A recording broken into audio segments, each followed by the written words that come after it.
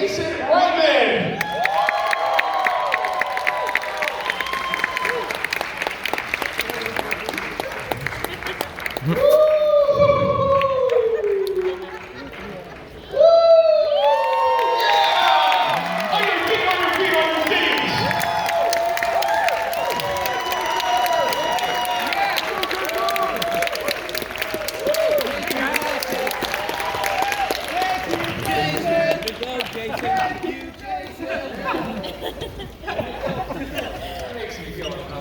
Does it really?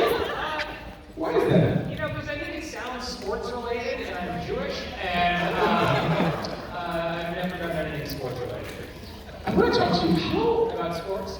No, please go back. It was a little bit of ice hockey. It was not good. Why wasn't it good? Tell me. Because I'm just, you know, I should be a better Canadian. Really? Yeah. I mean, you chose your own path. You don't have to do what everybody else is doing. See, we should talk more often. I need to hear this. Listen, I'm a great talker. I am also like a great listener. Just call me Dr. EJ. This will be like one big old therapy Can we session. talk about my dad a little? Sure!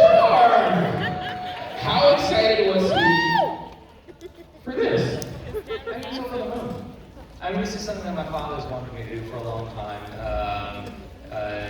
I've been asked for many years, would I ever make a Ghostbusters film? And I'm certain my father was hoping I would say yes. Are you hella excited right now? I really am. I can't believe it's opening weekend. I mean, I also just didn't think this was going to happen. You know, we've been sitting on the film for a long time, and I'm really proud that Ghostbusters is a Sony Pictures film, because Sony Pictures is the studio that is most dedicated to theatrical release. And that's the reason we're in this giant theater right now, is because in the last 2 years they had plenty of opportunities and offers to sell Ghostbusters to streaming. And as much as I love streaming, you know, unlike anyone here, streaming got me through the last few years. Absolutely. But what I missed was this. What I missed was buying the ticket, getting the popcorn, watching the trailers, and being in my favorite place on earth, in a movie theater with my friends, with strangers, and we're laughing together, and like, the first movie, I'm not sure how many for the rest of you, first movie I went back, I was like, oh, that's right, this is a movie. Absolutely. Do you feel like that there is some anxiety leading up to opening day, opening night? Like, what are you feeling Thursday night, last night? Oh, yeah. I mean, I want people to love this film more than any film I've ever made. And look, when we made Thank You for Smoking or Young Adult, I think there was an understanding of, okay, this might piss off a few people, but this is a movie that should just make you happy. This is a movie that should remind you what it was like to watch the originals. This is a movie that should remind you what it was like to go to movies when you were a kid. It's the kind of movie you want to bring your kids to or bring your parents to. So, I really hope this movie reminds you of everything you love about Ghostbusters. When somebody walks up to you on the street, right, and they say, your movie got you through blank, or it made me feel like this. Like, how does that make you feel? Look, up until now, I've been making independent films that sometimes do the opposite. We had a test screening of Young Adult once, and a woman after in the focus group just said, I don't know why Jason Reitman wants me to feel this way. But look, I think Juno really had an impact on a lot of people, and I think that's really because of Diablo Cody and Elliot Page and an extraordinary group, you know, Jen Garner, Bateman, Sarah. I mean, it touched people in a way that I never expected, and certainly people that has gotten back to me in extraordinary ways. The last 2 years has mostly been people coming up to me and saying, don't screw up Ghostbusters. Don't ruin my childhood. Don't disappoint your dad. Like, a lot of that. Well, it's so funny because it's like, well, I'm going to try my best not to screw. It's not like you are willingly trying to screw up the movie, you know what I'm saying? That'd be messed up, right? I was like, oh, do you love this? Ha! That's so awesome, though, that you were able to, like, not necessarily revamp this, because I feel like it tells its own story, you know what I mean? Yeah, I mean, look, we wanted to make a movie that again, reminded you everything you love about Ghostbusters, and at the same time, go to a new location with new characters on a completely new adventure. And And for me, it was really important to do that with a 12-year-old girl at the lead of the movie, because my daughter at the time was 12, my writing partner Gil Kennan's daughter is 12, and we wanted this movie to lead up to a young, brilliant, scientific 12-year-old girl who's kicking ass. Right. How long does it take you to even do this from start to finish? Yeah, well, I mean, again, if you stay for the credits, which I recommend you do, it would be a shame if you left before the end of the credits. Right? You will see that there are 1,000 people who made this movie all around the world. And they're all Ghostbusters fans. There's a lot of Easter eggs in this movie. I didn't hide all of them. They were being hidden by everyone on the cast and crew. I'm still finding out about them. Really? Can we talk about some of the Easter eggs, or do we have to wait? No, we can go. We can do that. What are some of the Easter eggs that you can remember that are in the movie? Okay, I'll give you a few things to look for. Some will be obvious, some will be less so. The first time we meet Phoebe, she has a headlamp on. And it is a reminiscent moment from, does everyone remember Egon Spengler with his headlamp on? Woo! They're gonna love that moment. Does anyone here remember, you were throwing some softballs out there earlier on the trivia. But everybody was good. They were good. They didn't spit them out. Yeah. What was Egon's one toy as a child? A slinky, but he straightened it. That's exactly right. And there's a straight slinky in the movie.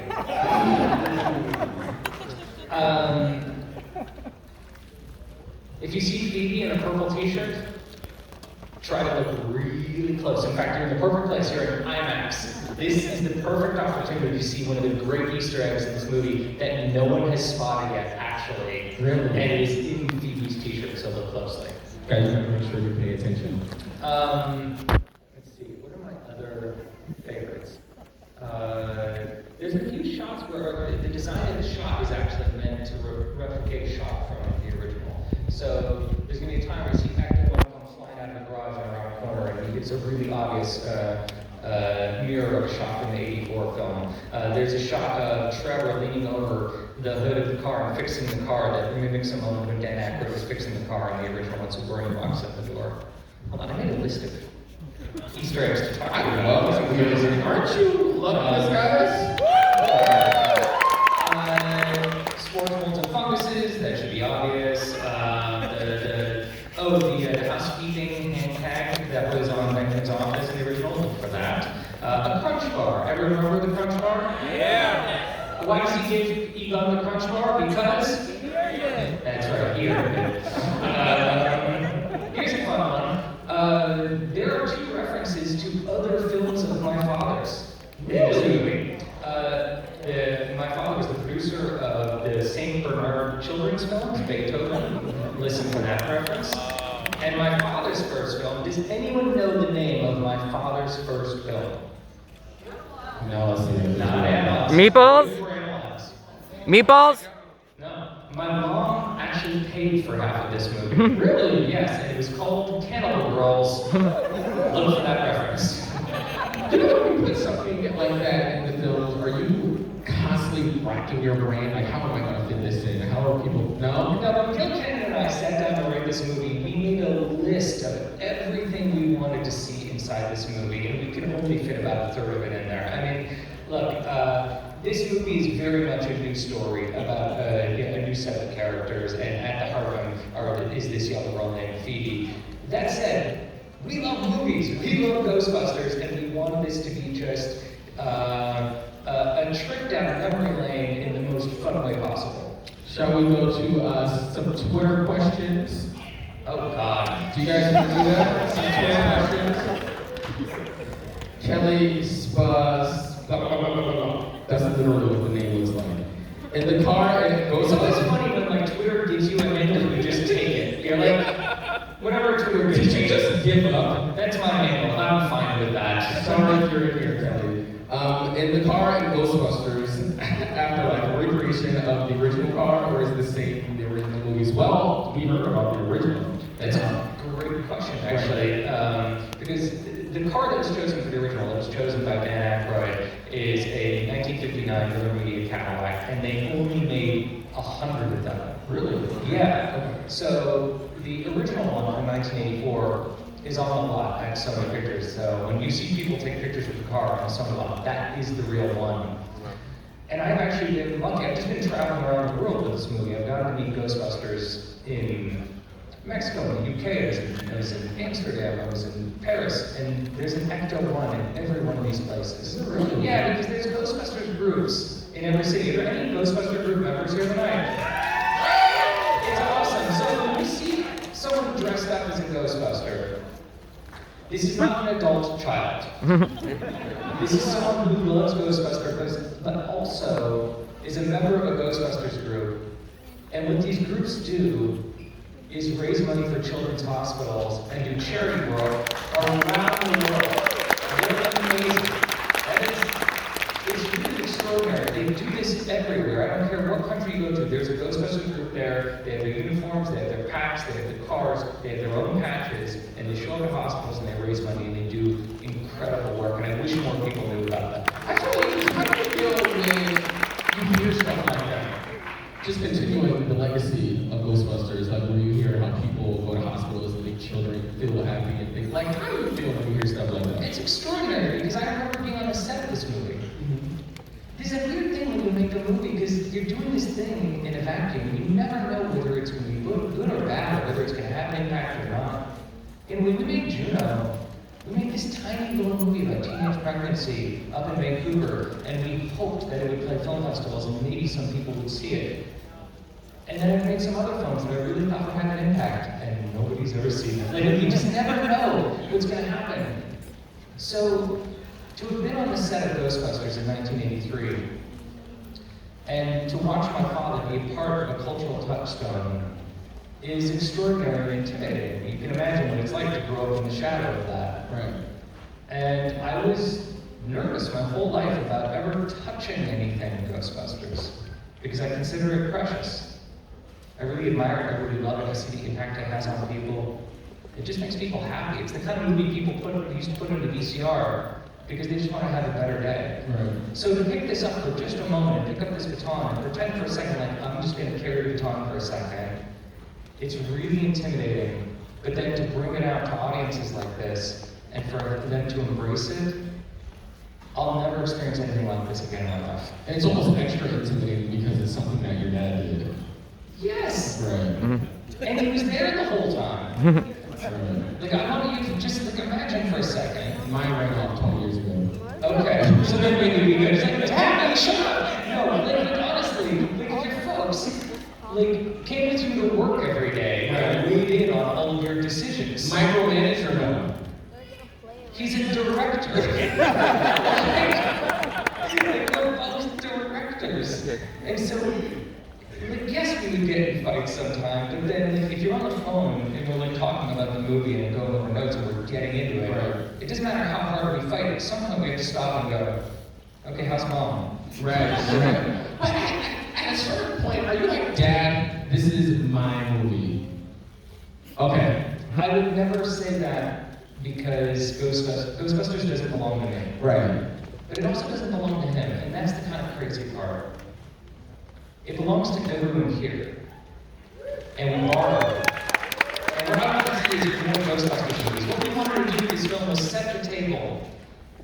This is not the end of something. Right. This is hopefully the beginning of something, so we can see more. I love that. Shall we give you another Twitter question? Sure.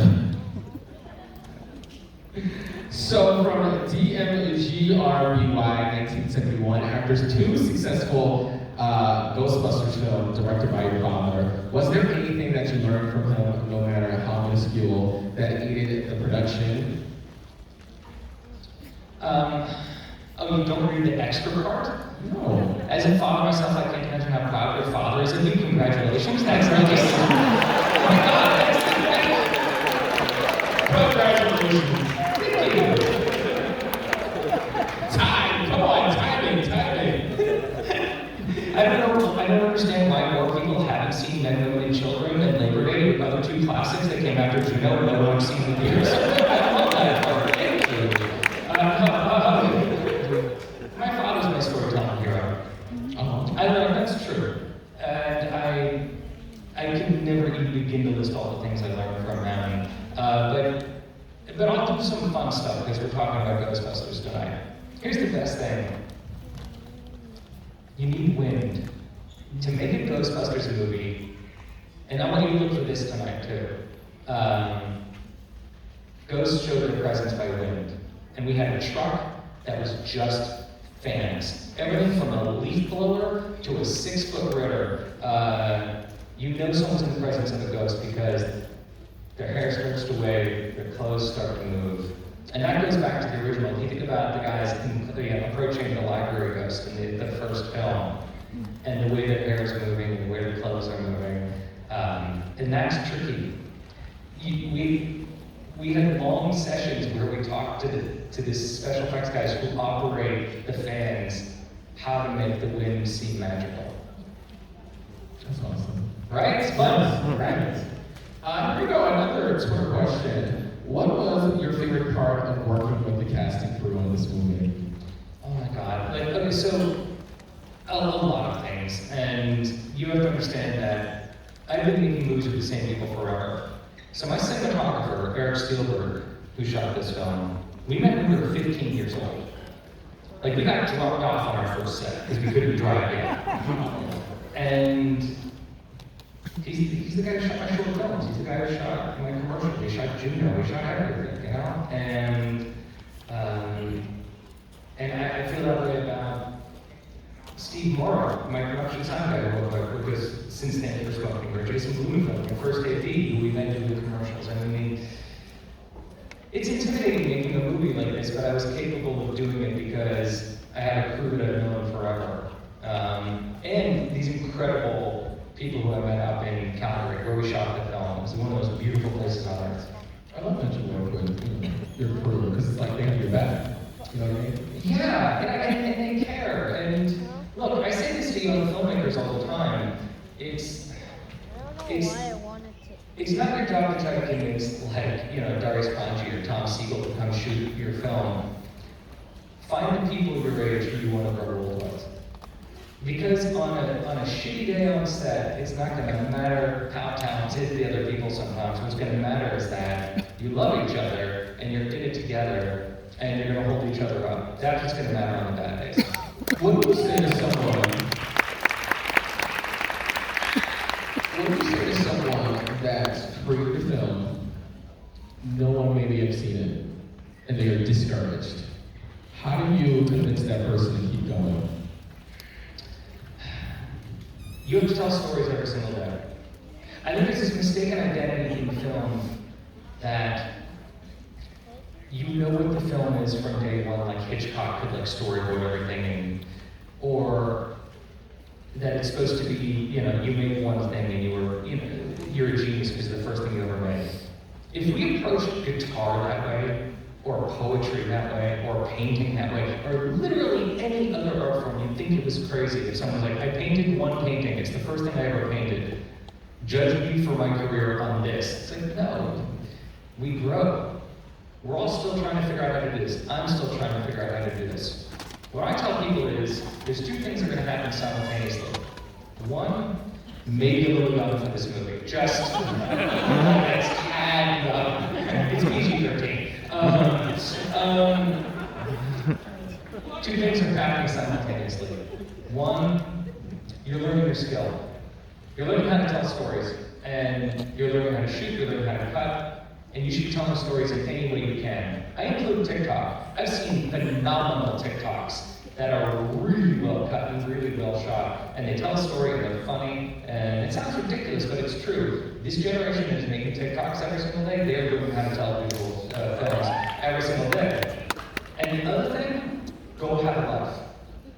I mean that. Go make mistakes, go have a life, because these two things at one point are going to converge. At one point, you're going to have something to say because of all the shit that's happened to you in your life.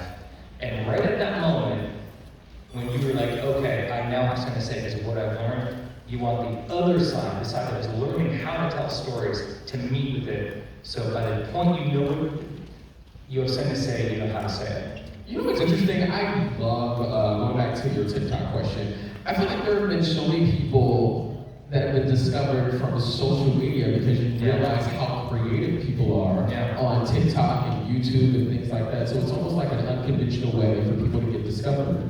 Look, and I get the irony of me talking about TikTok. When people ask me, how do you become a director, you know, my first answer is always, be born the son of a famous director. It's infinitely easier. I shouldn't be telling anyone. I'm literally the luckiest person who has ever been born. I was born to this brilliant filmmaker. I got to grow up on the set of Ghostbusters, and my dad loves me. Like, it's a really nice trio. I'm very, very lucky.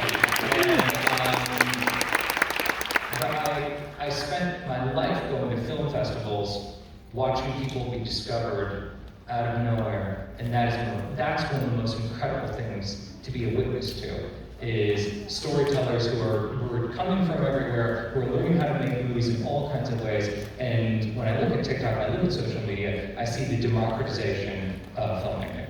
I know you say, like, be born, you know, a famous director's son, but I feel like if you didn't have the talent to do this yourself, you wouldn't be given said opportunity. Wouldn't you agree? There's no way for me to answer this question. I can be humble or be like, yeah, I got the good. But I mean, But you guys agree though, like if he did not have the talent, he wouldn't be given the opportunity to do the Ghostbusters. how about you judge this in 2 hours? Okay. Okay. Do we have? Fair enough. It's kind of good. Do we have time for another Twitter question? Woo! Some more. Now was waiting for. I love the addition of the flip switch under the iron arm. What's your favorite new modification? This is such a wonderfully nerdy question. Okay, does anyone know what this question is referring to? Oh my god, you really are Ghostbusters fans. This is amazing. Alright, so there's a moment in the original Ghostbusters for anyone in the audience who has a dating life and doesn't know what the hell they're talking about.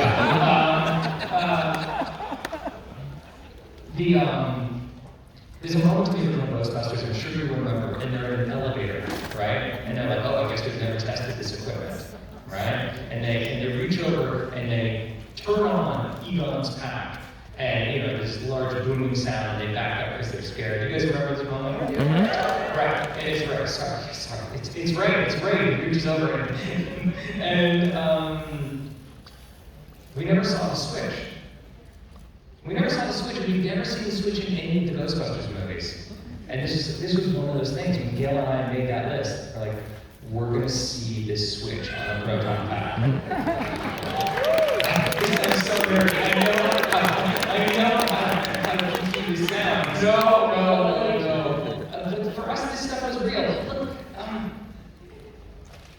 depending on how old you were, this movie was something very different for you. Like if you were a teenager or in your 20s when you saw Ghostbusters, it was the funniest movie you've ever seen. You love Peter Reitman, I get it. If you were 7 years old when you saw the original, this was a horror film, this was a science fiction film. This was like real for you. The Terrorist was scary, the Library was scary. And I loved the ephemera of this movie as much as I loved lightsabers. You know? I wanted to ride an ecto as much as I wanted to ride a speeder bike on Endor. Like, I was into this world.